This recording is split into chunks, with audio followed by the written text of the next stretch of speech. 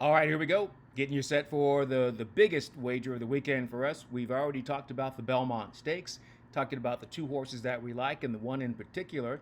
So now what we're going to do is we're going to play ourselves a late pick five, races 9 through 13. It's a mandatory payout on that pick five, all stakes, and we're going to jump into it right now. So we've already talked about the Belmont. So when you look at this ticket, we're going to show that we've already got the 2 and the 7 in the Belmont. That's Power Shift and Commandment. Those are the horses that we know that we like.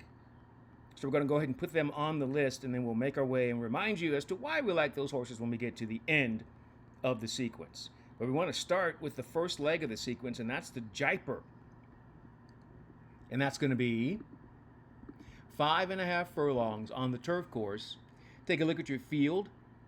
You get 10 runners in there. I felt like the speed in the race is really Governor Sam to the inside. Ag Bullet's got some early speed, but John the Beer Man is probably going to get the lead with Kendrick Carmouche. But I don't trust that speed to hold in this field. So there are two other horses that I like. I think Litigation is a really, really strong runner. And My Boy Prince to the outside. So when I initially looked at this, I was like, you know what, I'm gonna go too deep. But as I got further and further into the process, I realized that I could add one more runner in this first leg. And that's probably what I'm gonna end up doing. But let's take a look at these runners here. John the Beer Man has speed. Is kind of new to being out there on the front end, but appears to like it quite a bit. And we'll see if they're fast enough to carry them around. I don't think they are, but they'll try. Litigation, though, is my top pick. They'll be sitting just off the pace, try to make that move and run them down. And then My Boy Prince is the other runner that I think totally figures in here. So we'll be going 3 deep in this first leg. We don't show it yet. We'll show you later on. But right now, we just go 3-8. We're going to add that 10 horse when we get to the end of the sequence, My Boy Prince. So that's how we start in that first leg of the pick 5. Second leg of the pick 5 is the grade 1 Woody Stevens. 7 furlongs, race 10. 6 speed is, we know the horse is going to go, and with Irad Ortiz, they'll have the lead. Now, Solitude Dude has some speed. Englishman has some speed. He's the one that really has to go. Taj Mahal has speed, but I don't trust Manny Franco to go out there and challenge. So Jose has to challenge Irad, and it'll be between those two runners. And then we've got to figure, okay, who's going to make the move to run them down? Or is anyone going to be just sitting just off of it and be able to overhaul them? I think we have 2 candidates. Crude Velocity for sure will be able to sit and make that move. Now going 7 furlongs, which should split the difference between the 6.5 and the mile that he's been running. He should be in the perfect spot. He's going to be your favorite. A lot of folks are going to single the horse, and I don't blame you. However, Gilded Bandit to the inside is a runner that's developing. And I think he's going to have something to say in the stretch. I don't know if he's good enough to get to Crude Velocity, but he's improving. He'll be value. He's 8-1 on the morning line. I like him. And I've decided I'm going to go ahead and include him. So that's the 1 and the 6 in the Woody Stevens. That is the 1, Gilded Bandit, and the 6, Crude Velocity. Crude Velocity will be your favorite, and I wouldn't blame you if you decided to single the horse and keep it moving. I think that he might be a little vulnerable in the stretch, maybe, to a really nice developing closer like Gilded Bandit. All right, we move on. The next leg is the Grade 1 Metropolitan Handicap, good old-fashioned Met Mile, race number 11 for 3-year-olds. And so now you'll see some of the runners who couldn't quite make it to the Kentucky Derby, maybe last year, right? We saw some of these runners before, and we've also seen them in some big races. And of course, you see the big name on the bottom there, Journalism, who is going to be interesting in this race. I think he totally figures, but let's take a look at what's happening with what we believe is the pace scenario, right? Vibe's got some speed, Saudi Crown's got some speed, Rated by Merit's got some speed, Knightsbridge has some speed. I don't expect them all to go to the front end. I do expect Journalism to be sitting just off, and I expect Antiquarian to be sitting just ahead of him. And because Antiquarian's going to be ahead of Journalism, I think he will probably get the better. But Journalism, in my opinion, will be in a wonderful spot. I think the mile, he's going to be perfect.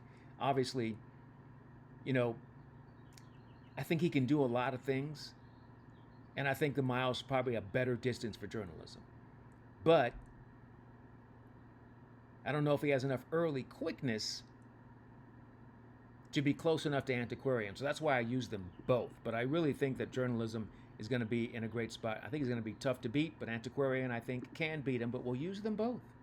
Antiquarian and journalism in that third leg. So now we are 3-8, most likely 3-8-10, then 1-6, or if you wanted to single the 6 there, go for it, and then 3-7, right? Then we move on.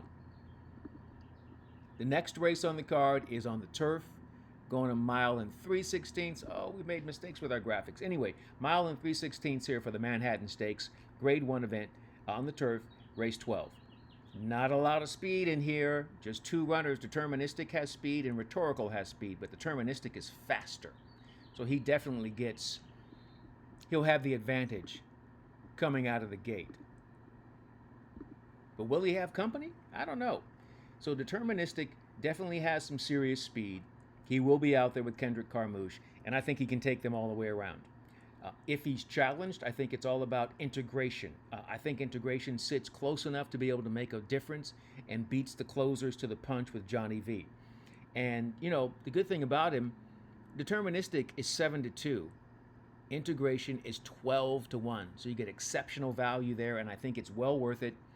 And you've got some really nice closers. Test Score is going to be closing like crazy. You know, Make Me King is a runner that's running on the here in North America for the second time. Obviously has room to improve, right? And so I think it's going to be fantastic, right? I got a point there, don't I?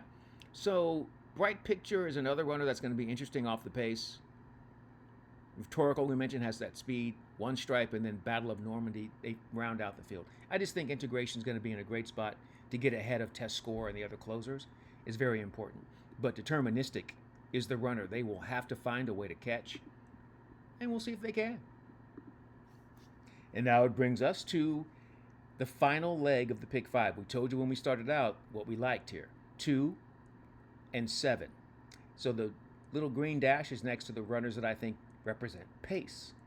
We talked about the fact that Power Shift is probably going to go to the lead with Luis Saez, and Growth Equity has also shown some speed. We'll see if Manny Franco gets out on top in challenges.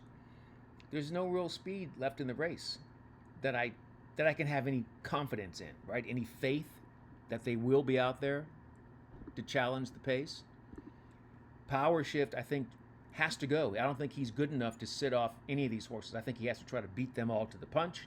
And I think with Luis Saez, I think he is a great rider to do just that.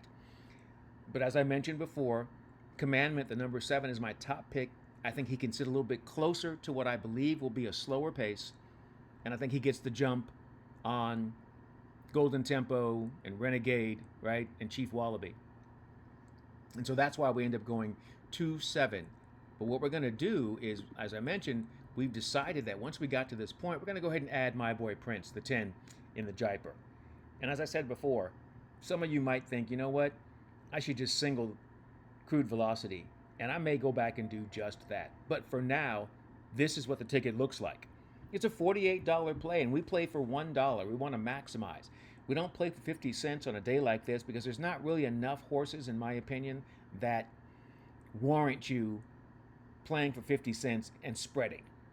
I just kind of felt like I had a really firm opinion. I don't know if it's right, but it's my opinion, and I like it a lot, and I'm going to stick to it. And when I do that, I try to play for a larger amount.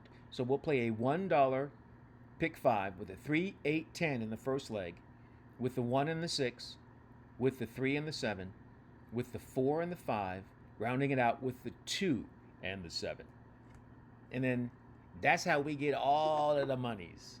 Oh, it's going to be so much fun. So that's how we do that, right? We got a super simple win wager on Commandment at $25 in the Belmont Stakes. We have our $48 investment on our $1 pick 5, races 9 through 13. And you could totally just single Crude Velocity. Wouldn't be a bad idea. Or single somewhere else and save yourself the money. All right? That's how we do it. In the meantime, in between time, and until next time, that is how we do it here on Horse Race Bets. I'm Ken Rudulph. Good luck, and do me a favor. Hey, enjoy whatever you're into.